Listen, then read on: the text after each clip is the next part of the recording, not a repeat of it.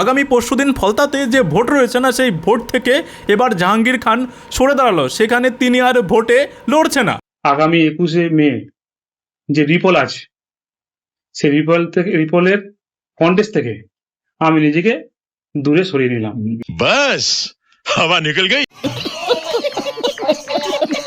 আজকে সকালের ভিডিওতেই আমি আপনাদেরকে বলেছিলাম না যে জাহাঙ্গীর খানের আলু শুকিয়ে না পুরোপুরি কিসমিস হয়ে গিয়েছে, কিন্তু এখন জানা যাচ্ছে যে না না, ওনার আলু শুকিয়ে কিসমিস নয়, ওনার আলু শুকিয়ে না পুরোপুরি শুটকি মাছ হয়ে গিয়েছে।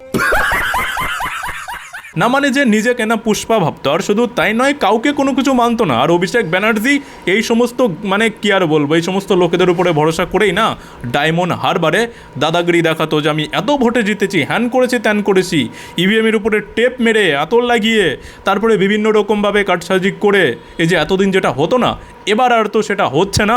এবার ভয়ে না এই যে পুষ্পা পুষ্পা পুষ্পা একেবারে লেজ গুটিয়ে না মাঠের বাইরে চলে গেল। আর হ্যাঁ, আমি আপনাদেরকে আগেই বলেছিলাম না যে কলকাতা হাইকোর্টে গিয়েছিল তিনি বিশাল বড় আশা নিয়ে, তাকে যেন একদম সবসময়ের জন্য মানে একটা দিয়ে দেওয়া হয়, মানে রক্ষা কবচ দিয়ে দেওয়া হয় যে পুলিশ তার উপরে কোনো অ্যাকশানই নিতে পারবে না, এরকমের আশা নিয়ে গিয়েছিল। সেরকমের কোনো কিছু হয়নি। আগামী 26 তারিখ পর্যন্ত তাকে রক্ষা কবচ দেওয়া হয়েছিল যে তাকে পুলিশ কোনো রকমের মানে বড় কোনো অ্যাকশান নিতে পারবে না। এবার না সেই রক্ষা কবচ এখনই তুলে নেওয়া উচিত এবং একে এখনই গ্রেপ্তার করে না এ যে সমস্ত অপকর্ম করেছে তার তদন্ত এখন থেকেই পুরো দমে শুরু করে দেওয়া উচিত। সঠিক বলেছেন। আর দেখুন, ফলতাতে আগামী পরশুদিন ভোট ছিল, তো এবার যেহেতু একজন প্রার্থী সরে গিয়েছে, এবার কিভাবে কি হবে সে সমস্ত আপডেট আমি আপনাদেরকে পরবর্তীতে জানিয়ে দেবো।